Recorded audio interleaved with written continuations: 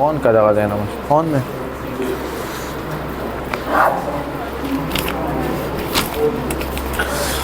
चले देखिए 69 number MCQs। A gaze have maximum deviation from ideal behavior। So अगर आप यहाँ पे देखें ना, आपको बताया है एक डिविएशन हो रही है, लेकिन किस गेज से डिविएशन हो रही है? आइडियल गेज से डिविएशन हो रही है। तो यार MCQs आपको ये कह रहा है कि आइडियल गेज जो है वो आप कन्वर्ट कर रहे हो कहाँ पे? वो रियल गेज में कन्वर्ट कर रहे हो। Mean guesses deviate from ideal behaviour. तो यार अगर आप आइडियल से रियल गेज में कन्वर्ट करोगे तो आपके पास दो तरीके हैं, high pressure and low temperature पे कन्वर्ट करोगे। तो बताए इसमें सबसे लो टेम्परेचर कौन सा है? लो टेम्परेचर -100 डिग्री सेंटीग्रेड और सबसे high pressure option number C जो है वो करेक्ट आएगा। ओके, MCQs नंबर 70। आप लोगों ने इसमें हाइब्रिडाइजेशन निकालना है NH2 नेगेटिव में। तो बताएं सेंट्रल एटम कौन सा इसमें? 1/2 सेंट्रल एटम, वैलेंस इलेक्ट्रॉन 5 है ना, प्लस मोनोवैलेंट एटम कितने हैं? 2 प्लस एनाइन वो 1 है। तो यहाँ पे आ जाएगा 1/2, ये 8 हो जाएगा। आंसर क्या आएगा? 4।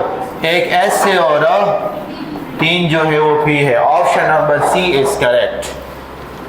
Option number C is correct. चले, how many lone pair present in xenon difluoride? आप लोगों ने लोन पेयर निकालना है सेंट्रल एटम के साथ, ठीक है? तो यार लोन पेयर के लिए शॉर्टकट अपने पास याद रखिए, हाइब्रिडाइजेशन माइनस सराउंडिंग एटम। तो पहले आप लोगों ने इसका हाइब्रिडाइजेशन निकालना है और हाइब्रिडाइजेशन का फार्मूला है 1/2 valence electron of central atom. Central atom कम ही हो रहे बगे, ज़ीनान कम ही हो ग्रुप में बिलोंग्स आती, ग्रुप नंबर 8, तो वैलेंस इलेक्ट्रॉन 8 होंगे, प्लस मोनोवैलेंट एटम। फ्लोरीन हमेशा मोनोवैलेंट एटम होगा, सही है? तो आपके पास 2 है मोनोवैलेंट एटम। तो बता रहे यहाँ पे आंसर 5 आ जाएगा ना, 10 डिवाइडेड बाई 2। तो कम ही हाइब्रिडाइजेशन बाबा की sp3d1 हाइब्रिडाइजेशन होगा, 5 ऑर्बिटल है, sp3d1 हाइब्रिडाइजेशन होगा। बताइए ज्योमेट्री क्या होगी? Geometry trigonal bi pyramidal geometry होगी। लेकिन मैंने तो लोन पेयर निकालना है ना, तो बताए लोन पेयर के लिए हमने क्या पढ़ा था? हाइब्रिडाइजेशन का आंसर क्या आया? 5। सराउंडिंग एटम कितने हैं? 2। तो सराउंडिंग एटम 2 है, तो आंसर 3। तो option number B is correct. Shape basis, इसका शेप क्या होगा? शेप लीनियर, इसका शेप लीनियर होगा। ड्रेपर के लोन पेयर दी कहना और बाबा के बॉन्ड पेयर दी, नो शेप में लीनियर भी हो। ज्योमेट्री में ज्योमेट्री इसकी ट्राइगोनल बाई पिरामिडल होगी। चले यहाँ पे देखें, आपको बताया है if gas is expand eight constant temperature. यहाँ पे टेम्परेचर कांस्टेंट है, टेम्परेचर चेंज नहीं करना। तो काइनेटिक मॉलिक्यूलर थ्योरी आपको क्या कह रही है कि absolute temperature is directly proportion to kinetic energy. तो यार अगर आप टेम्परेचर चेंज नहीं करोगे तो गैस की काइनेटिक एनर्जी क्या होगी? वो सेम होगी ना। तो ऑप्शन कौन सा आएगा? एट कांस्टेंट टेम्परेचर पे गैस की काइनेटिक एनर्जी सेम होगी। एवरेज काइनेटिक एनर्जी वो एब्सोल्यूट टेम्परेचर पे डिपेंड करेगा। तो यहाँ पे लेके क्या लिखा है? The kinetic energy of molecule remain same आ जाएगा, क्योंकि अगर आपके पास टेम्परेचर सेम है तो काइनेटिक एनर्जी सेम होगी। अगर मैं टेम्परेचर को बढ़ा रहा हूँ ना तो काइनेटिक एनर्जी बढ़ेगी, एवरेज काइनेटिक एनर्जी। अगर मैं टेम्परेचर को कम कर रहा हूँ ना तो एवरेज काइनेटिक एनर्जी कम होगी। तो ऑप्शन बी जो है वो करेक्ट होगा। चले, एब्सोल्यूट जीरो हमारे पास कौन सा टेम्परेचर होता है? जहां पे गैस का वॉल्यूम 0 हो जाए और वो टेम्परेचर -273 डिग्री होगा। केल्विन में कितना होगा? 0 केल्विन। और फ़ारेनहाइट में कितना होगा? -459 फ़ारेनहाइट होगा। तो इस टेम्परेचर पे गैस जो है वो मीन उसका टोटल वॉल्यूम ज़ीरो के बराबर होगा। तो यार एब्सोल्यूट ज़ीरो आपके पास ऐसा टेम्परेचर है जिस पे the kinetic energy of molecule वो क्या हो जाएगी, वो ज़ीरो। मॉलिक्यूल के सारे मोशन जो है वो इस टेम्परेचर पे स्टॉप होंगे। तो अगर मॉलिक्यूल के सारे मोशन स्टॉप होंगे तो ऑटोमेटिकली काइनेटिक एनर्जी ज़ीरो होगी। और यहाँ पे मैंने क्या लिखा, मॉलिक्यूल का मोशन क्या होगा, वो भी कम इक्वल टू ज़ीरो होगा। ना ना अगर पोटेंशियल एनर्जी हो गई, काइनेटिक एनर्जी ज़ीरो हो जाएगी। तो ऑप्शन नंबर बी जो है वो यहाँ पे करेक्ट होगा। अच्छा, rate of diffusion of two gases, comparison है ना, तो कंपैरिजन आपको ग्राम्स ला क्या कह रहा है कि R1 divided by R2 is inversely proportion to square root of their molecular masses या square root of their density. तो ऐसा होगा। तो option number inversely proportion to square root of their molecular masses, option number C जो है वो correct होगा according to graham's law. चले, which of the following have highest rate of diffusion? Now the cha molecular mass come they, rate is inversely proportion to molar mass। तो सबसे कम molar mass आपके पास NH3 का है, तो इसका rate of diffusion and effusion जो है वो सबसे ज़्यादा होगा।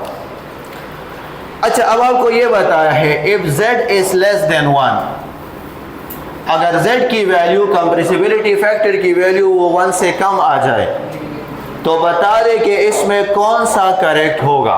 तो चले यहाँ पे पहले ये बात याद रखें ना कि अगर Z की वैल्यू फॉर एग्जांपल 1 आ गई 1, तो आप डायरेक्ट समझ जाए कि ये तो आइडियल गैस है, और आइडियल गैस में नो इंटरेक्शन होगा, नो इंटरेक्शन, ना तो रिपल्सिव फोर्सेस होगा ना तो अट्रैक्टिव फोर्सेस होगा।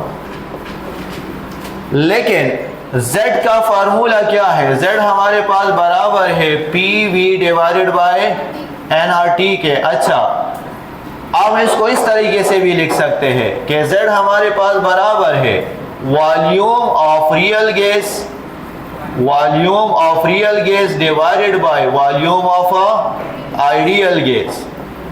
तो आप जरा गौर से देखें, अगर मैंने आपको कहा कि Z की वैल्यू 1 है तो 1 तो तब आएगी ना कि यार ये दोनों वैल्यू क्या हो, वो बराबर हो। तो आप मुझे क्या कह सकते हैं कि PV उस टाइम किसके बराबर होगा, वो nRT के बराबर होगा।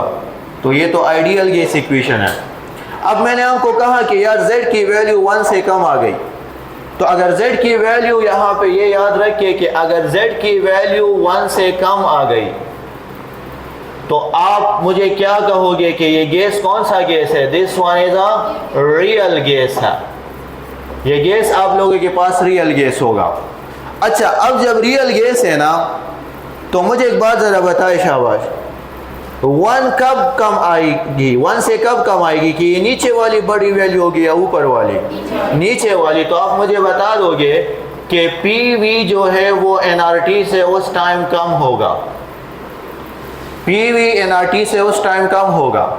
और आप ज़रा यहाँ पे मुझे ये बात बता दें कि Z से वैल्यू कम आ रही है, 1 से कम आ रही है, तो इस डिविएशन को हम कौन सा नाम देते हैं, this is called negative deviation, 1 से कम आ रही है। और नेगेटिव डिविएशन, एक और बात मुझे बताए, नेगेटिव डिविएशन वो होगा जहाँ पे गैसेस के दरमियान कौन से फोर्सेस होंगे, अट्रैक्टिव फोर्सेस होंगे। और अगर 1 से ज़्यादा आ गया तो कौन से फोर्सेस होंगे, रिपल्सिव फोर्सेस होंगे। और हाँ, एक और बात मुझे बता दे, अगर मैं आपसे कहूँ कि Z की वैल्यू 1 से कम आ गई तो रियल गैस का वॉल्यूम ज़्यादा हो गया, आइडियल का 1 से कम आ गई तो नीचे वैल्यू बड़ी होगी ना, तब जाके 1 से कम आंसर आएगा। तो आप मुझे क्या कहोगे कि V ऑफ रियल गैस उस time V of ideal gas से छोटा होगा, कम होगा। तो अब देखिए इसमें कौन सा ऑप्शन ठीक है। आपको बताया है कि Z की वैल्यू 1 से कम आ गई है, तो क्या ये गैस आइडियल है, नहीं, ये बात तो गलत है। गैस तो फिर रियल होगा ना, आइडियल के लिए गैस Z की वैल्यू 1 होती है, क्या इसमें रिपल्सिव फोर्सेज हैं? नहीं, ये तो अट्रैक्टिव फोर्सेज होंगे उस टाइम। इसका मतलब है कि ये वाली बात भी गलत है। V of ideal is less than V of real. नहीं, किसका? V ऑफ आइडियल क्या होगा? वो तो ज़्यादा होगा, तो ये वाली बात भी गलत है। लेकिन क्या इसको मैं नेगेटिव डिविएशन कह सकता हूँ? यस, ऑप्शन नंबर डी जो है वो करेक्ट होगा। Option number D is correct. 1 से ग्रेटर आएगा ना तो ये याद रखिए, PV is less, PV is greater than nRT। कौन सा डिविएशन होगा? Positive deviation. कौन से फोर्सेज होंगे? Repulsive forces. किसका वॉल्यूम ज़्यादा होगा? रियल गैस का वॉल्यूम ज़्यादा होगा। ठीक शो नो बददी खबर हो उल्टा हो ले कहीं। अच्छा, which one have least bond angle? Least bond angle, तो यार ये बात तो याद रखें ना कि कार्बन डाइऑक्साइड का जो बॉन्ड एंगल है वो तो 180 डिग्री है, क्योंकि इसका स्ट्रक्चर क्या है? वो तो लीनियर है। पहला बॉन्ड एंगल किस चीज़ पे डिपेंड करेगा? Bond angle S character. S character जितना ज़्यादा होगा बॉन्ड एंगल भी ज़्यादा होगा। तो जब आप इसके हाइब्रिडाइजेशन निकालोगे तो आपको पता चल जाएगा कि यार वाटर में तो sp3 हाइब्रिडाइजेशन है, NH3 में भी sp3 हाइब्रिडाइजेशन है, और NF3 में भी sp3 हाइब्रिडाइजेशन है, और कार्बन डाइऑक्साइड में sp हाइब्रिडाइजेशन। तो कार्बन डाइऑक्साइड का बॉन्ड एंगल तो सबसे ज़्यादा होगा। अच्छा, जब यहाँ पे हाइब्रिडाइजेशन सेम है तो फिर हम सेकेंड फैक्टर की तरफ जाएंगे, और वो है जितने लोन पेयर बढ़ जाएंगे तो ऑटोमेटिकली बॉन्ड एंगल जो है वो कम होगा। बॉन्ड एंगल कम होगा। तो आपने वाटर और अमोनिया का कंपैरिजन किया होगा कि यार इसका वाटर का 104.5 डिग्री है और अमोनिया का 107.5 डिग्री है। चले इन दोनों मॉलिक्यूल को देखें। अगर मैं वाटर लिखूं ना तो यार वाटर में 2 लोन पेयर है, और NF3 में कितने लोन पेयर है? वो 1 लोन पेयर है, NF3, NH3 नहीं, NF3। तो यार होना तो ये चाहिए था कि वाटर का बॉन्ड एंगल कम होता। नॉर्मल ट्रेंड के मुताबिक अगर हम जाए तो होना तो ये चाहिए था कि वाटर का बॉन्ड एंगल कम होता, बट यार ये आपके पास एक्सेप्शनल है। कि NF3 का बॉन्ड एंगल, NF3 का वो उसका बॉन्ड एंगल वाटर से कम होता है। और चले ये ऐसा क्यों होगा? ये ऐसा क्यों होता है? मुझे एक बात जरा बता दे। NF3 ये लोन पेयर है, मैं F3 लिख रहा हूँ। शाबता सुमाता दो वही चीज। फ्लोरीन इलेक्ट्रोनेगेटिविटी ज्यादा था कर नाइट्रोजन, तो फ्लोरीन ज्यादा था नो दलता के वह कम चार्ज पर बांधे रशी पार्शल नेगेटिव और दलता पार्शल पॉजिटिव। तो यार ये लोन पेयर और पार्शल पॉजिटिव चार्ज एक दूसरे को अट्रैक्ट करेंगे ना। चले अब ये जरा मुझे बता दे कि वाटर में 2 लोन पेयर है, लेकिन इसकी इलेक्ट्रोनेगेटिविटी किसकी ज्यादा है? तो यहाँ पे नेगेटिव आ जाएगा और यहाँ पे। तो आप मुझे ये बात बताएं कि यार ये लोन पेयर और पार्शियल नेगेटिव अट्रैक्ट कर रहा है या रिपेल कर रहा है? रिपेल करेगा ना। तो ये अपने आप को स्टेबल करने के लिए ये लोन पेयर इससे दूर चले जाते हैं। तो जब दूर चले जाते हैं तो ये बॉन्ड एंगल क्या हो जाएगा? ये ज़्यादा हो जाएगा। लेकिन इसका लोन पेयर वो इसी एटम के साथ होगा, तो ये जो बॉन्ड पेयर है वो ऊपर नहीं जा सकता बिकॉज ये उसको पुश कर रहा है। तो किसका बॉन्ड एंगल कम हुआ? NF3 का बॉन्ड एंगल कम हुआ। और वो किसकी वजह से? क्योंकि यार यहाँ पे ये चार्जेस जो है वो रिवर्स हो जाते हैं। चार्जेस से कम अगर रिवर्स है हाँ तसुदा वही gas deviate from ideal behaviour. मैंने आपको क्या कहा? क्या आइडियल गैस में कोई फोर्स ऑफ अट्रैक्शन होगा? और रियल गैस में तो यहाँ पे क्या है कि have force of attraction between them. अगर गैसेस में फोर्स ऑफ अट्रैक्शन ज़्यादा हो रहा है तो इसका मतलब है कि यार ये रियल गैस है। जिसमें फोर्स ऑफ अट्रैक्शन नहीं होगा तो ये आइडियल गैस होगा। तो अगर गैसेस आइडियल बिहेवियर से डिविएट कर रहे हैं तो इसका क्या मतलब है कि उसमें फोर्स ऑफ अट्रैक्शन जो है वो ज़्यादा हो रहा है। नो चेकल फोर्स ऑफ अट्रैक्शन इंक्रीज कीगी नो गैस बिहेवियर बा आइडियल ना द रियल गैस तरफ तजी। नो ऑप्शन नंबर बी चेकम दे दा वो करेक्ट है।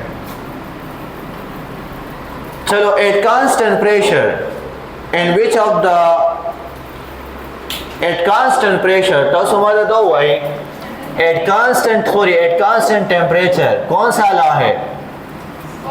बॉयज लॉ की बात हो रही है ना। तो चले यहाँ पे आपको पता चला कि बॉयज लॉ की बात हो रही है। अच्छा आप मुझे ये बताए बॉयज लॉ क्या कह रहा है? Volume is inversely proportion to pressure. Proportionality sign को अगर मैं हटा दूं तो क्या हो जाएगा? K divided by P। और अगर इसको और सिंप्लीफाई करें तो क्या होगा? PV is equal to K। तो यार आप डिफिनीशन नंबर डी को जरा देखें। The product of pressure and volume always remain. Pressure और वॉल्यूम का प्रोडक्ट क्या होगा? वो कांस्टेंट होगा। तो option number D is correct. कतासु वॉल्यूम सोना ज्यादा वही नो आगम रवा प्रेशर कम वही का प्रेशर ज्यादा वही नो आगम रवा वॉल्यूम कमेगी। सही दा नो ओवरऑल द दे प्रोडक्ट बसराजी अगवा कांस्टेंट राजी। नो ऑप्शन नंबर डी चेकम दे दा करेक्ट सो। चले at same temperature and pressure which of the following gas will highest velocity. ये जरा देखिए अगर इसकी जगह पे मैं एवरेज काइनेटिक एनर्जी लिखता एवरेज काइनेटिक एनर्जी तो फिर ऑप्शन क्या होता? All same. क्योंकि जब टेम्परेचर सेम होगा तो सारे मॉलिक्यूल की एवरेज काइनेटिक एनर्जी सेम होगी। दो डिफरेंट गैसेस की एवरेज काइनेटिक एनर्जी सेम होगी। लेकिन मुझे क्या बताया है? मुझे वेलोसिटी बताई है। तो velocity is inversely proportion to molar mass. ठीक है तो किस गैस का मोलर मास कम है? हाइड्रोजन। तो हाइड्रोजन गैस का रेट ऑफ डिफ्यूजन भी ज्यादा होगा। हाइड्रोजन गैस की वेलोसिटी भी ज्यादा होगी। हाइड्रोजन गैस का स्पीड भी ज्यादा होगा। बट अगर एवरेज वेलोसिटी की बात की होती तो फिर आंसर कौन सा आता? फिर आंसर जो है वो ऑल सेम आ जाता। चले which of the following does not ओबे डाल्टन लॉ। तो ये मैं आपको यहाँ पे लिख रहा हूं कि डाल्टन लॉ के लिए कौन से गैसेस आपको चाहिए? इनर्ट गैसेस चाहिए। इनर्ट कि वो गैसेस जिसको आप मिक्स करोगे लेकिन वो रिएक्शन ना करे, इनर्ट गैसेस की जरूरत होती है। तो अगर आपने यहाँ पे ये देखा है तो अमोनिया क्या है? This one is Lewis base. और HCl ये तो एसिड है। तो यार एसिड और बेसिस तो आप इसमें रिएक्शन करेंगे ना। तो जिस तरह ये दोनों गैस मिल जाते हैं तो ये प्रोडक्ट बनाएंगे। This is called ammonium chloride. तो इसके लिए आपके पास डाल्टन लॉ एप्लीकेबल नहीं है। HCl और NH3 के लिए डाल्टन लॉ एप्लीकेबल नहीं है बिकॉज ये दोनों गैसेस रिएक्टिव गैसेस हैं। अच्छा अब आपको ये तो समझ आ गया कि कंप्रेसिबिलिटी फैक्टर जिसको हम Z कहते हैं आइडियल गैस के लिए क्या वैल्यू होती है? आइडियल गैस के लिए उसकी वैल्यू 1 होती है। ठीक है compressibility factor for ideal gas is 1। अच्छा अब आप मुझे जरा ये बात बता दें कि वैन डर वाल इक्वेशन जो आप लिखते हैं ना P is equal to AN² divided by V²। और यहाँ पे V माइनस NB क्या हो जाएगा? nRT हो जाएगा। अच्छा वैन डर वाल इक्वेशन में जो दो कांस्टेंट है जिसका A और B से हम डिनोट कर रहे हैं जिसको हम नाम देते हैं वैन डर वाल कांस्टेंट। तो ये A की वैल्यू किस पे डिपेंड करती है? A की वैल्यू डायरेक्टली प्रोपोर्शन होती है फोर्स ऑफ अट्रैक्शन पे। A value is directly proportion to force of attraction. तो जिस गैसेस में फोर्स ऑफ अट्रैक्शन ज्यादा होगा उसकी A वैल्यू ज्यादा होगी। और ये B वैल्यू जो है वो डिपेंड करती है is directly proportion to size of molecule. Size of molecule पे डायरेक्टली प्रोपोर्शन है बी वैल्यू। हाँ बिल्कुल, तो वॉल्यूम इज साइज। तो यार एक बात मुझे बताए शाबाश, यहाँ पे क्या होगा? A option attractive forces A value है ना, और बी वैल्यू किस पे डिपेंड कर रही है? वो तो volume mean size of molecule पे डिपेंड कर रही है।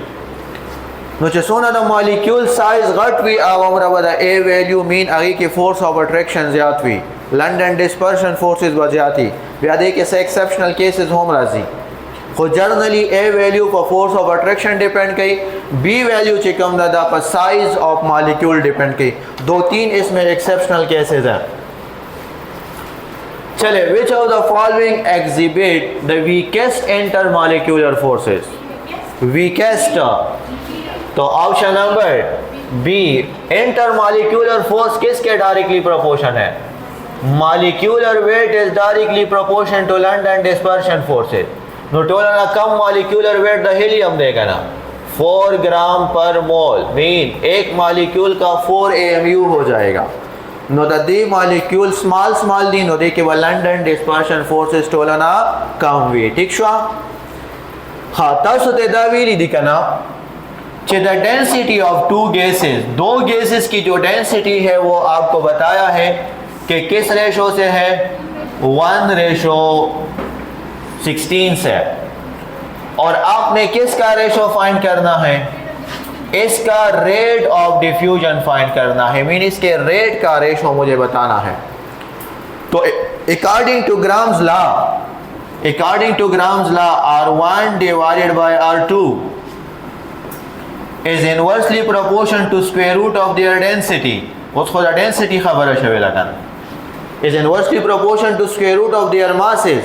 होस द डेंसिटी खबर है शवे नो मा डेंसिटी उलिकल खाता सुमा तो वही द R1 पजे बता सो लाइटर गैस लिखी। हाँ लाइटर जो छोटा गैस हो, तो मैं ऐसे लिख सकता हूं कि R1 डिवाइडेड बाय R2। तो यार मुझे एक बात बताए शाबाश कि अगर R1 की जगह पे मैं छोटा गैस लिखूंगा, मतलब जो स्मॉल गैस हो, तो इसकी डेंसिटी कम होगी या ज़्यादा? इनवर्सली प्रोपोर्शन रखना नो, अगर डेंसिटी वैसे भी कम आ गई नो तसुमा दो वही R1 डेंसिटी वचर तरह लांदे नो दल दो डेंसिटी दी, यो डेंसिटी 1 दो, यो डेंसिटी 16 दा नो 1 बचर तो लिखमा लांदे और 16 वा 12 वो लिखम खुश होई दल तवा गलती ना कोई। चले तसुमा तो दो वही R1 डिवाइडेड बाय R2। क्या मैं इसको ऐसे लिख सकता हूँ 4 स्क्वायर? ठीक है ना, तो 4 स्क्वायर ये कैंसिल हो जाएगा। R1 डिवाइडेड बाय R2, 4 किसके सामने है? 1 के सामने, और R2 उसके सामने क्या है? वो 1 है। तो यार किस रेशो से मिल रहा है? इसका रेट ऑफ डिफ्यूजन क्या होगा? वो 4:1 होगा। गोरी हाथ से द चार डेंसिटी 1 भी कना, द चार डेंसिटी 1 भी नो अगर रेट बसो टाइम ज्यादा हुई 4, द चार डेंसिटी 16 ही नो अगर रेट बसे भी 4:1 ठीक शो। 4:1 यहाँ पे आंसर होगा। जिसने 1:4 लिखा है तो वो गलत होगा। ये बात याद रखिए, ऊपर लाइटर गैस पुट करना है, नीचे हैवी गैस पुट करना है। अच्छा, the shape of hydronium ion, shape पूछा है ना, तो शेप के लिए आपको लोन पेयर कितने हैं इसके पास? एक लोन पेयर है। और बॉन्ड पेयर कितने हैं? 3 जो है वो बॉन्ड पेयर है। तो जिसमें एक लोन पेयर और 3 बॉन्ड पेयर होंगे तो इसका शेप क्या होगा? वो ट्राइगोनल पिरामिडल होगा, लाइक अमोनिया की तरह ट्राइगोनल पिरामिडल इसका शेप होगा। अच्छा, unit of boys law constant, आपको पता चल गया ना कि पीवी किसके बराबर है? वो के बराबर है ना। तो अब प्रेशर का क्या यूनिट है? ATM, और वॉल्यूम का dm³। तो option number C is correct. Option number C is correct. अच्छा, the sigma and pi bond ratio in benzene, तो बेंजीन में पाई बॉन्ड कितने होते हैं? वो 3 होते हैं और सिग्मा बॉन्ड वो 12 होते हैं, 6 नहीं बल्कि 6 बॉन्ड खुद कार्बन कार्बन मेंस की जोड़ हुई कहना, और 6 बॉन्ड तो द कार्बन और हाइड्रोजन मेंस की जोड़ हुई, नो टोटल सिग्मा बॉन्ड शो 12 शो, और द सिग्मा बॉन्ड द पर माता सु द फार्मूला खोले वचे n-1 प्लस साइकिल, तो n total number of atom benzene में कितने हैं 12 है ना, तो 12 माइनस 1 बेंजीन में कितने साइकिल है 1 साइकिल है प्लस 1, ये कैंसल, टोटल सिग्मा बॉन्ड कितने आ गए 12 सिग्मा बॉन्ड आ गए, तो ये कैंसल करे आंसर क्या आएगा 1:4 आ जाएगा, तो option number C is correct. अच्छा, which one is not paramagnetic, paramagnetic गोरा नॉट खबर है करे रहा नॉट, तो जब पैरामैग्नेटिक वो होगा ना जिसमें टोटल इलेक्ट्रॉन ऑड आ जाए, बस आप डायरेक्ट बता दें ये पैरामैग्नेट है, टोटल इलेक्ट्रॉन ऑड आ जाए, और जिसमें टोटल इलेक्ट्रॉन वो इवन आ जाए तो आप डायरेक्ट बता दें कि यार ये तो डायमैग्नेट है। बट एक दो एक्सेप्शनल केसेस भी है, एक 16 वाला क्या है वो पैरामैग्नेट है, और एक 10 इलेक्ट्रॉन सिस्टम लेकिन उसमें कौन सा मॉलिक्यूल B2 जो है वो भी पैरामैग्नेट है। तो आप लोगों ने यहाँ पे टोटल इलेक्ट्रॉन कैलकुलेट करने हैं, तो नाइट्रोजन के एटॉमिक नंबर 7 और ऑक्सीजन का 8, टोटल इलेक्ट्रॉन 15, कार्बन के एटॉमिक नंबर 6, ऑक्सीजन का 8, टोटल इलेक्ट्रॉन 14, दो नाइट्रोजन का एटॉमिक नंबर क्या है दो नाइट्रोजन का 14 है, और एक मैंने माइनस कर दिया, कितने रह गए 13 रह गए, और दो ऑक्सीजन के एटॉमिक नंबर 16 और एक मैंने प्लस कर दिया, तो टोटल इलेक्ट्रॉन 17। तो यार यहाँ पे देखें ऑड है ना पैरामैग्नेट, ये भी ऑड है पैरामैग्नेट, ये भी ऑड है पैरामैग्नेट, कौन सा डायमैग्नेट होगा, option number B is correct. जगह से आगे के टोटल इलेक्ट्रॉन मुंसर ईवन दी आगे के वह अनपेयर इलेक्ट्रॉन में भी मौजूद, दा शॉर्टकट तरीका दा वो 16 इलेक्ट्रॉन वाला और द 10 इलेक्ट्रॉन के द B2 वाला मॉलिक्यूल यादो साथी छे दा वो पैरामैग्नेट भी छे दी कल बताओ सो एमओटी डायग्राम ड्रा कई देखिए बताओ सो सारा अनपेयर इलेक्ट्रॉन मौजूद भी, ठीक शो B2 10 इलेक्ट्रॉन, अगर आप इसका एमओटी डायग्राम ड्रा करोगे तो इसमें अनपेयर इलेक्ट्रॉन होगा, तो ये भी पैरामैग्नेट है।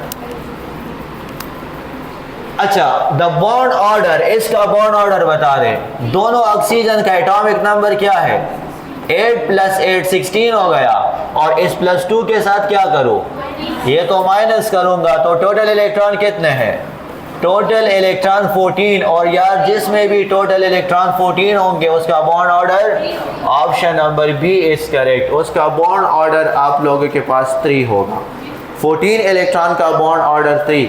अच्छा, the bond present in ammonium chloride, coordinate covalent bond वाले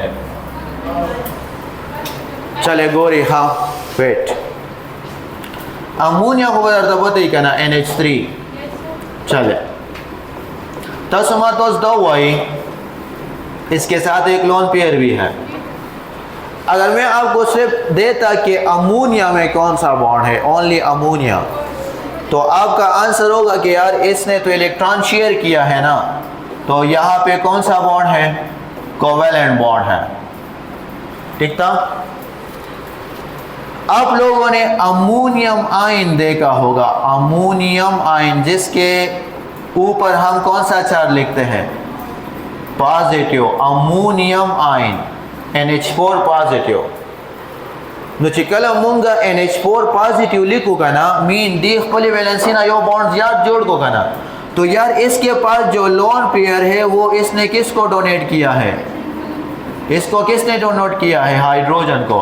तो अब बता दे अमोनियम आयन में कितने बॉन्ड हो गए, ये तो कोवेलेंट पहले से ही था ना, और एक और बॉन्ड बन गया, तो ये कौन सा बॉन्ड है कोऑर्डिनेट कोवेलेंट बॉन्ड है, कोऑर्डिनेट कोवेलेंट बॉन्ड। तो बताए अमोनिया में एक किस्म का बॉन्ड है कोवेलेंट, अमोनियम आयन में कोवेलेंट प्लस कोऑर्डिनेट कोवेलेंट। तो यार इस पॉजिटिव को स्टेबल करने के लिए हम क्या लगाते हैं यहाँ पे, क्लोराइड। तो अमोनियम क्लोराइड हुआ। चलो ऑलरेडी इसके दरमियान कितने बॉन्ड थे, कोवेलेंट और कोऑर्डिनेट कोवेलेंट होता ना, लेकिन इस पॉजिटिव और नेगेटिव चार्ज में कौन सा अट्रैक्शन है, ये तो आयनिक बॉन्ड है ना। तो कितने बॉन्ड हो गए टोटल, 3 बॉन्ड हो गए। अमोनियम क्लोराइड में 3 किस्म के बॉन्ड्स हैं, कोवेलेंट भी है, कोऑर्डिनेट कोवेलेंट भी है और आयनिक बॉन्ड भी मौजूद है। अच्छा 1,3-ब्यूटाडाइन इसका स्ट्रक्चर ड्रा करें। एक डबल बॉन्ड फर्स्ट पोजीशन पे है और एक डबल बॉन्ड थर्ड पोजीशन पे है। तो इसमें आप जो भी कार्बन देखोगे सारे कार्बन ने 3 सिग्मा बॉन्ड बनाए होंगे।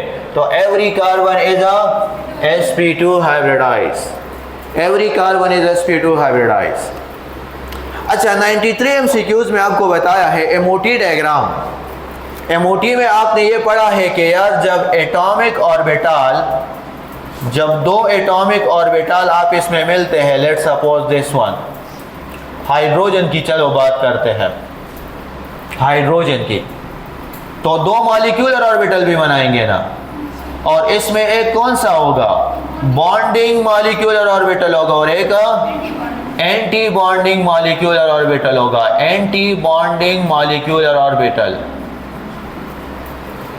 तो यार जो हम नीचे लिखते हैं मीन इसकी स्टेबिलिटी ज़्यादा है और इसकी एनर्जी कम है।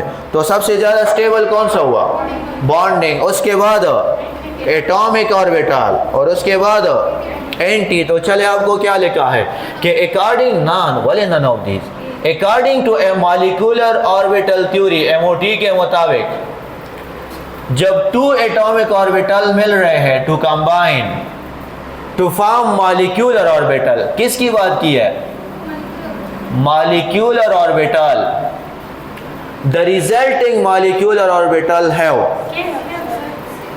उससे अच्छा खबर करेगा मॉलिक्यूलर ऑर्बिटल नो मॉलिक्यूलर ऑर्बिटल खुदा द्वारा राजी कना नो कदा बॉन्डिंग खबरें कड़ी हुई नो ब्या मुंगा सली को बाके चे यार द बॉन्डिंग वाला खुद ज़्यादा स्टेबल नो एटॉमिक ऑर्बिटल ना बॉन्डिंग वाला ज़्यादा स्टेबल हो कदा एंटी बॉन्डिंग खबरें कड़ी हुई नो ब्या खो द एंटी बॉन्डिंग वाला ज़्यादा स्टेबल कना सही दा नो इस मीन चे मॉलिक्यूलर ऑर्बिटल खबरें करेगा नो यहाँ पे तस कंप्लीट इंफॉर्मेशन इन्हें रखड़े नो दल तबरा शिक्षित शो आओ कदल तक कि माँ बॉन्डिंग मॉलिक्यूलर ऑर्बिटल निकले हुए बॉन्डिंग वाला कम यो बॉन्डिंग वाला नो ब्या कम आंसर रात लो lower energy than atomic orbital जब रात लो का ना हो कदल तमा एंटी बॉन्डिंग मॉलिक्यूलर ऑर्बिटल निकले हुए ब्या कम यो रात लो higher energy of atomic orbital रात लो ठीक शो चले is absolute temperature of gas is double और प्रेशर क्या हुआ वो 4 टाइम इंक्रीज हुआ तो वॉल्यूम क्या होगा आपने ये पढ़ा होगा कि PV is equal to nRT ठीक है ना चले nR तो वो कॉमन है तो अब वॉल्यूम किसके बराबर है T डिवाइड बाई P के स्टेटमेंट को देखें if absolute temperature is double तो टेम्परेचर की जगह मैं क्या पुट करूं 2 और प्रेशर वो 4 टाइम इंक्रीज हुआ तो 4 हो जाएगा ये कैंसिल करके आंसर हाफ आ जाएगा option number A is correct eight which temperature both Fahrenheit and Celsius scale is हाँ कॉन्साइड मीन दोनों इक्वल होते हैं -40 डिग्री रदीदा फार्मूला रहा सेंटीग्रेड बराबर होगा फ़ारेनहाइट -32 डिवाइडेड बाय 1.8 दस उदासियों कही सेंटीग्रेड -40 फुट कही क्या ना -40 और 10 सिंप्लीफाई कही ना फ़ारेनहाइट आंसर वह हम तो -40 रश तो यार -40 ये वाहिद ऐसा एक नंबर है जिसमें सेंटीग्रेड की वैल्यू और फ़ारेनहाइट की वैल्यू क्या होती है वो बराबर होती है -40 डिग्री वो -40 फ़ारेनहाइट के बराबर होगा। अच्छा volume occupy by 3.2 gram of oxygen किस में लिखा है STP में ना। तो यार मुझे बताए 32 ग्राम ऑक्सीजन 1 मोल के बराबर होता है ना, तो वो उसका वॉल्यूम कितना होगा 22.4 dm³। तो अब आपको क्या लिखा है 3.2, तो इसका वॉल्यूम क्या हो जाएगा x हो जाएगा। और दादा ईटा MCQ हाँ नो आंसर पर किस तरह जी 2.24 dm³ बरश। चलो pentane at room temperature does not obey both वाई पेंटेन वाले नो ओबे कई पेंटेन हो मुंगसरा पर रूम टेम्परेचर वाने सरे लिक्विड देखा ना और दा लगाने दा चादा पारे दी दा लगाने खुद आइडियल गैस ला पारे दी कहना बॉयज ला चार्ल्स ला वगैरह। ठीक है चले in which of the following pair, अब ये याद रखें in which of the following pair देता सोचो कहीं हाँ वही क्रिटिकल टेम्परेचर तपोस की सही था कहना द क्रिटिकल टेम्परेचर तपोस की होता सुता वही चे लाइटर गैस ओके ये चेंज किया था लोअर मान लोअर लिख लो कहना द से लोअर देन सेकंड द आशा ऐसा होगा lower than second. Critical temperature क्या होगा पहले वाले का दूसरे से कम होगा। क्रिटिकल टेम्परेचर पहले वाले का दूसरे से कम होगा। नो तब बताओ गई क्या ना यार जिसमें फोर्स ऑफ अट्रैक्शन ज्यादा हो तो उसमें लंडन डिस्पर्शन फोर्सेस वैल्यू ज्यादा होगी। ठीक है ना। और जिसमें फोर्स ऑफ अट्रैक्शन ज्यादा हो तो उसका क्रिटिकल टेम्परेचर भी ज्यादा होगा। और जिसमें फोर्स ऑफ अट्रैक्शन ज्यादा हो तो वो इजीली लिक्विफाई होगा। इजीली लिक्विफाई नो तसुमा तो वही हाँ डेल्टा फोर्स ऑफ अट्रैक्शन कम देगा ना हाइड्रोजन और दिन कंपैरिजन चुकी किसका फोर्स ऑफ अट्रैक्शन कम है हाइड्रोजन का। Know the hydrogen critical temperature value वैसे भी कम है भाई और द अमोनिया वाला वा ज्यादा भी नो तसु तसु भाई द फर्स्ट क्रिटिकल टेम्परेचर बदवेम न से भी कम। तो यार अगर आप क्रिटिकल टेम्परेचर की बात करें तो हाइड्रोजन की अमोनिया से क्या होगी वो कम होगी। होता सुधा गो रही द कार्बन डाइऑक्साइड और हाइड्रोजन कंपैरिजन हो गई क्रिटिकल टेम्परेचर वजह चाह ज्यादा हुई द कार्बन डाइऑक्साइड वो वाली ज्यादा हुई बिकॉज इसमें फोर्स ऑफ अट्रैक्शन ज्यादा है। तो कार्बन डाइऑक्साइड का क्रिटिकल टेम्परेचर दूसरे वाले से ज्यादा होगा हाइड्रोजन से ज्यादा होगा। अब इसका कंपैरिजन करें इसका फोर्स ऑफ अट्रैक्शन ज्यादा है ना तो इसका क्रिटिकल टेम्परेचर इधर से ज्यादा होगा।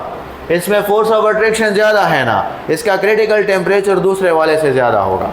बस जिसमें फोर्स ऑफ अट्रैक्शन ज्यादा हो उसका क्रिटिकल टेम्परेचर भी ज्यादा होगा और वो गैस जो है वो आसानी से लिक्विफाई होगा आसानी से। क्लियर है। अच्छा bond which is form by complete transfer of electron complete transfer of electron force of attraction ज्यादा हो वली बने लिक्विफाई की गया आसान है सर जी फोर्स ऑफ अट्रैक्शन ज्यादा क्या ना नो मॉलिक्यूल नजदीक राजी का ना नो ची नजदीक राजी नो आसान है सर हाँ। अच्छा जब फोर्स ऑफ अट्रैक्शन ज्यादा हो तो मॉलिक्यूल करीब आएंगे ना आसानी से आएंगे तो आसानी से लिक्विफाई हो जाएगा ना। ये तो मैं गैसेस की बात कर रहा हूँ इजीली लिक्विफाई। तो अगर फोर्स ऑफ अट्रैक्शन ज्यादा हो तो गैस मॉलिक्यूल आराम से नजदीक आ जाएंगे और वो आसानी से लिक्विफाई हो जाएगा। चले which of the following is hypervalent ठीक 8 इलेक्ट्रॉन मतलब जिसके वैलेंस शेल में 8 इलेक्ट्रॉन से ज्यादा हो तो कौन सा होगा। फास्फोरस ने कितने बॉन्ड बनाए हैं 5। एक बॉन्ड में कितने इलेक्ट्रॉन होते हैं 2। 5 बॉन्ड में कितने हो गए। चले which of the following correct order of repulsion option number D टोलना स्ट्रॉन्ग रिपल्जन व कमी होगी हुई लॉन लॉन पेयर में, उसके बाद लॉन पेयर बॉन्ड पेयर में, फिर सबसे कम रिपल्जन किस में होगा? बॉन्ड पेयर में होगा। तो ये वाला कोई ऑर्डर है इसमें? ये वाला कोई ऑर्डर नहीं है, ठीक है। ये देखिए ये कम है तो ये तो गलत है ना, ये तो कम मतलब डिक्रीज वाला साइन है। नंबर ऑफ सिग्मा बॉन्ड, तो सिग्मा बॉन्ड साइक्लिक के लिए फार्मूला बताया, लेकिन ओपन चेन के लिए ये वाला फार्मूला लिखे।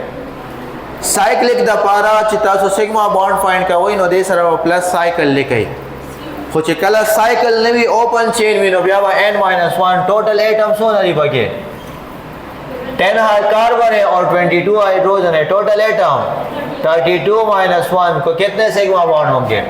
31 जो है यार वो सिग्मा बॉन्ड होंगे। चलो इसमें हाइब्रिडाइजेशन निकाले। sp2 1/2 हाइब्रिडाइजेशन का फार्मूला। सेंट्रल एटम कम ही होते, सेंट्रल एटम कार्बन है तो वैलेंस इलेक्ट्रॉन कितने हुए? 4। मोनोवैलेंट एटम है नहीं, एनाइन कितने हैं?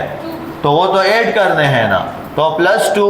इधर से आंसर सिंप्लीफाई कर दे 3 आ जाएगा। आंसर इधर sp2 हाइब्रिडाइज। और ज्योमेट्री वैसे भी trigonal planar. Which of the following have greater bond angle? तो आंसर वाटर आएगा। ये याद रखिए एस कैरेक्टर डायरेक्टली प्रोपोर्शन होता है किसका? बॉन्ड एंगल का। तो इन दोनों में एस कैरेक्टर सेम है, इन दोनों का हाइब्रिडाइजेशन सेम है। फिर हम नेक्स्ट की तरफ जाएंगे कि लोन पेयर ज्यादा होते हैं तो बॉन्ड एंगल कम होता है। तो यार इन दोनों में लोन पेयर की तादाद भी सेम है। लोन पेयर का मैंने तरीका बता दिया। और फिर हम तीसरे स्टेप की तरफ जाएंगे। अगर सेंट्रल एटम डिफरेंट हो और सराउंडिंग एटम सेम हो तो ये वाला सिचुएशन है ना, चेक करें। सेंट्रल एटम डिफरेंट है ना, ऑक्सीजन और सल्फर, और सराउंडिंग एटम वो दोनों सेम है। तो अगर ये वाली सिचुएशन हो तो फिर electronegativity is directly proportion to bond angle. तो ऑक्सीजन की इलेक्ट्रोनेगेटिविटी ज़्यादा है, इसका बॉन्ड एंगल जो है वो ज़्यादा होगा। एवरी कार्बन इज बेंजीन, यार डबल बॉन्ड बनाया है तो every carbon in benzene is sp2 hybridize. Bond order of boron, boron कितने इलेक्ट्रॉन है टोटल? 5 + 5, एटॉमिक नंबर 5 है ना, और टोटल इलेक्ट्रॉन कितने हैं? 10। तो जिसमें भी टोटल इलेक्ट्रॉन 10 हो उसका बॉन्ड ऑर्डर आपके पास 1 आएगा।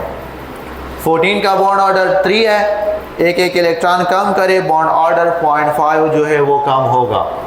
विच one is more stable? So यार बॉन्ड ऑर्डर निकाले, बॉन्ड ऑर्डर जिसका ज्यादा हो जाएगा तो यार वो सबसे ज्यादा स्टेबल होगा। तो बॉन्ड ऑर्डर के लिए मैंने आपको तरीका बता दिया, टोटल इलेक्ट्रॉन कैलकुलेट करे। बट जिसमें भी टोटल इलेक्ट्रॉन 14 हो उसका बॉन्ड ऑर्डर 3 होगा। टोटल इलेक्ट्रॉन 13 हो बॉन्ड ऑर्डर 2.5, टोटल इलेक्ट्रॉन 12 हो बॉन्ड ऑर्डर 2, टोटल इलेक्ट्रॉन 11 हो 1.5, टोटल इलेक्ट्रॉन तो आंसर 1। लेकिन अगर आप इससे एक इलेक्ट्रॉन बढ़ा रहे हो, टोटल इलेक्ट्रॉन 15 करे बॉन्ड ऑर्डर 2.5, एक इलेक्ट्रॉन और बढ़ा दे 16 करे गोरा चिदेना यो इलेक्ट्रॉन कम हो ब्याब होम बॉन्ड ऑर्डर 0.5 कमेगी, और का यो इलेक्ट्रॉन ज्यादा तो ब्याब होम बॉन्ड ऑर्डर 0.5 कमेगी। तो यार एक इलेक्ट्रॉन में ज्यादा करूँ, 17 का 1.5 और 18 का क्या हो जाएगा वो 1। तो 14 का याद रखिए कि बॉन्ड ऑर्डर 3 है। अब इधर से एक इलेक्ट्रॉन कम करे ज्यादा करे बॉन्ड ऑर्डर कम होगा। तो इनमें से टोटल इलेक्ट्रॉन कैलकुलेट करे, सबसे ज्यादा बॉन्ड ऑर्डर इसका आएगा। 14 इलेक्ट्रॉन है और 14 इलेक्ट्रॉन का बॉन्ड ऑर्डर 3 हो जाएगा, तो इसकी बॉन्ड एनर्जी सबसे ज्यादा होगी। विच one is non polar? Non polar automatically BF3 होगा। अच्छा, अब मॉलिक्यूल है वो 3 लोन पेयर। कितने लोन पेयर है? 3 लोन पेयर। और कितने बॉन्ड पेयर हैं? बिल्कुल स्टार्ट वाला MCQs था, ट्राइगोनल प्लेनर वाले लीनियर। यार 2 बॉन्ड पेयर है, 3 लोन पेयर है तो लीनियर आएगा। The bond order of helium +2, ना सॉरी ये ऐसा है, हीलियम +1 है, ये 2 नीचे है। अच्छा ऐसा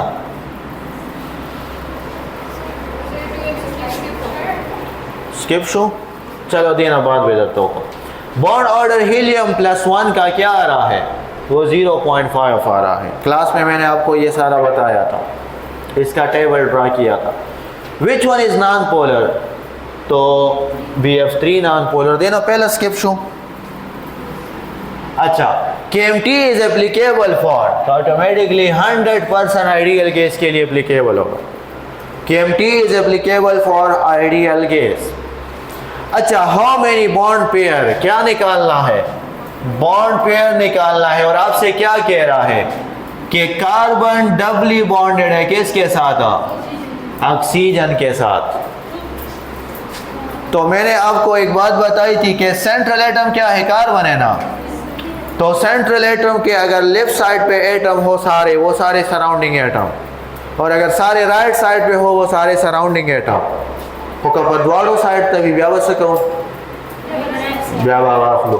तो यार यहाँ पे आपके पास कितने बॉन्ड पेयर है, 2 जो है वो बॉन्ड पेयर है, ठीक है, 2 जो है वो बॉन्ड पेयर है। डलता की गोरा तसु बताने लगी खा तसु वही यार कार्बन डाइऑक्साइड को डबल बॉन्ड जोड़ कर दे। तो यार ये जो है वो 2 बॉन्ड पेयर मीन 2 इलेक्ट्रॉन, एक ही बॉन्ड में कितने इलेक्ट्रॉन शेयर हुए हैं, 2। तो आप ऐसा ना करें कि 1 इलेक्ट्रॉन पेयर, दूसरा, तीसरा एंड 4। ये पूरा का पूरा एक बॉन्ड पेयर कंसिडर होगा। Double bond and triple bond consider a single electron pair, ये बात याद रखें। Double and triple bond consider a single electron pair. चले इफ मॉलिक्यूल है और नो लोन पेयर, अगर मॉलिक्यूल का लोन पेयर ना हो तो उस मॉलिक्यूल का जो शेप होगा और उस मॉलिक्यूल की ज्योमेट्री बिल्कुल एक जैसी होगी।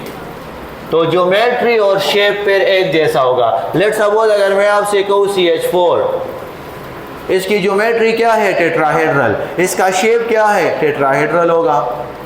लेकिन हाँ जिसमें लोन पेयर हो ना, लाइक वाटर, उसमें 2 लोन पेयर है, तो फिर ज्योमेट्री और शेप जो है वो सेम नहीं होता।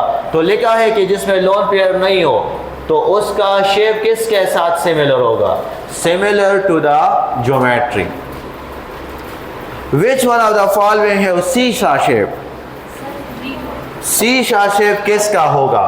तो यार ये याद रखें ना कि जिसमें लोन पेयर 1 हो, कितने 1, और बॉन्ड पेयर कितने हो 4। लोन पेयर 1 हो और बॉन्ड पेयर 4 हो तो उसका शेप कैसा होगा, सीसा की तरह होगा। तो चले यहाँ से तो आपको एक बात पता चल गई कि ये भी नहीं हो सकता और ये भी नहीं हो सकता, क्योंकि कितने बॉन्ड पेयर मुझे चाहिए, 4 बॉन्ड पेयर चाहिए। तो ये तो 6 है और ये तो 5 है। अब बॉन्ड पेयर यहाँ पर भी 4 है, यहाँ पर भी 4 है, समझ आई। बट सिलिकॉन किस ग्रुप से बिलोंग कर रहा है, 4, और कितने बॉन्ड बनाए हैं, 4। तो इसके साथ लोन पेयर होगा, नहीं होगा, लोन पेयर 0 है। सल्फर किस ग्रुप से बिलोंग कर रहा है, 6, कितने बॉन्ड बनाए हैं, 1 2 3 और 4, कितने लोन पेयर है। तो इसका शेप देखिए किस तरह है, सीसा की तरह। तो option number A is correct, option number A is correct. How many bonding molecular orbital in oxygen, सोना वराजी, how many bonding molecular orbital, क्या लिखा है बॉन्डिंग मॉलिक्यूलर ऑर्बिटल, तो आंसर 5 आएगा। अगर ओनली मॉलिक्यूलर ऑर्बिटल लिखा होता तो फिर 10। यार ये याद रखिए ना कि एटॉमिक ऑर्बिटल ओवरलैप करते हैं, एटॉमिक ऑर्बिटल तो वो क्या बनाते हैं, मॉलिक्यूलर ऑर्बिटल बनाते हैं ना। जितने एटॉमिक ऑर्बिटल ओवरलैप करे उतने ही मॉलिक्यूलर ऑर्बिटल बनेंगे, ठीक है। अब ये मॉलिक्यूलर ऑर्बिटल 2 किस्म की होती है, बॉन्डिंग मॉलिक्यूलर ऑर्बिटल उसका नंबर किसके इक्वल होगा? एंटी बॉन्डिंग मॉलिक्यूलर ऑर्बिटल के। तो ऑक्सीजन मुझे बताए, एक oxygen 1s2 2s2 and 2p4, एक ऑर्बिटल इधर एक इधर, और p में कितने ऑर्बिटल होते हैं? 3। तो एक ऑक्सीजन में कितने एटॉमिक ऑर्बिटल है? 5। 2 में कितने हो जाएंगे? 10। टोटल मॉलिक्यूलर ऑर्बिटल 10 हुए, लेकिन उस 10 में 5 क्या होंगे? बॉन्डिंग वाले होंगे और 5 एंटी बॉन्डिंग वाले होंगे। Which one have more energy? Which one have more energy? Anti bonding, वो सबसे ऊपर हम लिखते हैं एंटी बॉन्डिंग की एनर्जी सबसे ज़्यादा होगी। चले, according to the modern technique structure हम किससे फाइंड करते हैं? Structure option number C, x ray diffraction से भी हम स्ट्रक्चर फाइंड कर सकते हैं कंपाउंड का, और इलेक्ट्रॉन डायफ्रैक्शन मेथड से भी हम कंपाउंड का स्ट्रक्चर फाइंड कर सकते हैं। चलो, विच वन है स्मॉलेस्ट बॉन्ड लेंथ? तो यार बॉन्ड ऑर्डर जितना ज्यादा होगा बॉन्ड लेंथ क्या होगा? कम होगा। अभी निकाल सकते हो ना बॉन्ड ऑर्डर? यस, उसका बॉन्ड ऑर्डर सबसे ज्यादा है, 3 है, तो बॉन्ड ऑर्डर ज्यादा होगा, बॉन्ड लेंथ कम होगा। बॉन्ड ऑर्डर का डायरेक्टली प्रोपोर्शन किसके साथ है? स्टेबिलिटी के साथ। बॉन्ड ऑर्डर का डायरेक्टली प्रोपोर्शन किसके साथ है? बॉन्ड एनर्जी के साथ। लेकिन इनवर्सली प्रोपोर्शन जो है वो बॉन्ड लेंथ के साथ होगा। चले, एट सेम टेम्परेचर किसकी एवरेज काइनेटिक एनर्जी सबसे ज्यादा होगी? एवरेज काइनेटिक एनर्जी, यार यहाँ पे मैंने क्या लिखा है? जब टेम्परेचर सेम हो तो एवरेज काइनेटिक एनर्जी ऑटोमेटिकली वो सबकी सिमिलर होती है, because kinetic energy half mv² के बराबर है। तो जिसका मास ज़्यादा होगा तो इसकी वेलोसिटी कम होगी, और जिसकी वेलोसिटी कम होगी तो उसका मास ज़्यादा होगा। तो overall average kinetic energy same आएगा। Average kinetic energy directly proportion होता है एब्सोल्यूट टेम्परेचर पर। Density of gas is inversely proportion.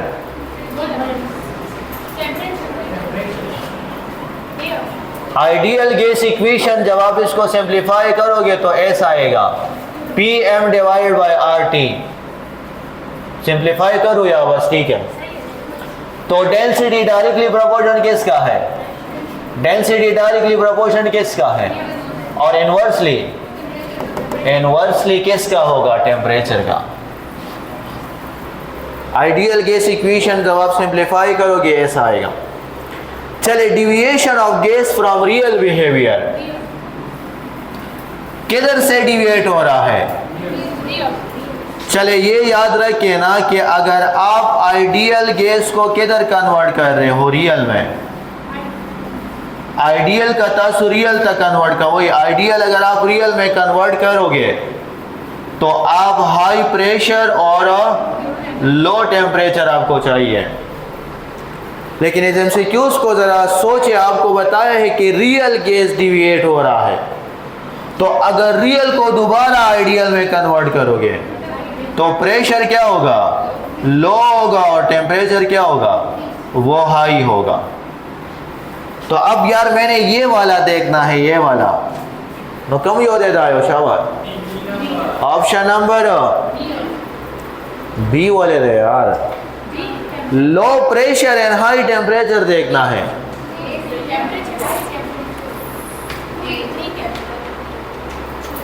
Option B ना राजी। चले देखे, लो प्रेशर 180 m, तो ये भी तो 760 180 m के बराबर है ना, और ये भी तो 180 m के बराबर है। तो चलो, मुझे तो पता चला कि यार इन तीनों का प्रेशर तो सेम है।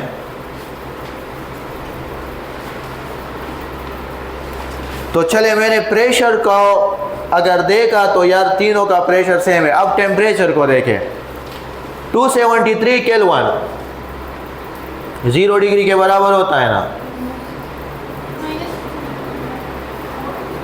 हाँ, सॉरी, 273 केल्विन 0 डिग्री के बराबर होता है। चले, ये देखिए जरा, kelvin is equal to centigrade plus 273। तो ये जो केल्विन 273 आया है, तो यहाँ पे मैंने 0 ऑप्शन पुट किया होगा ना, सेंटीग्रेड कितना होगा, वो 0 होगा। सो अब यार देखिए इन दोनों को ज़रा सोचिए, किसका टेम्परेचर ज़्यादा है? ऑप्शन बी का ज़्यादा है। इनमें देखिए ये टेम्परेचर ज़्यादा है या ऑप्शन बी का ज़्यादा है? ऑप्शन बी का। तो मुझे पता चला सबसे हाई टेम्परेचर किधर है? ऑप्शन बी का है ना। प्रेशर सबका बराबर 1 atm, लेकिन टेम्परेचर किधर ज़्यादा है? ऑप्शन नंबर बी का ज़्यादा है। तो इधर जो गैस होगा वो रियल से आइडियल बिहेवियर में ज़्यादा डिविएट करेगा। क्लियर? दमन का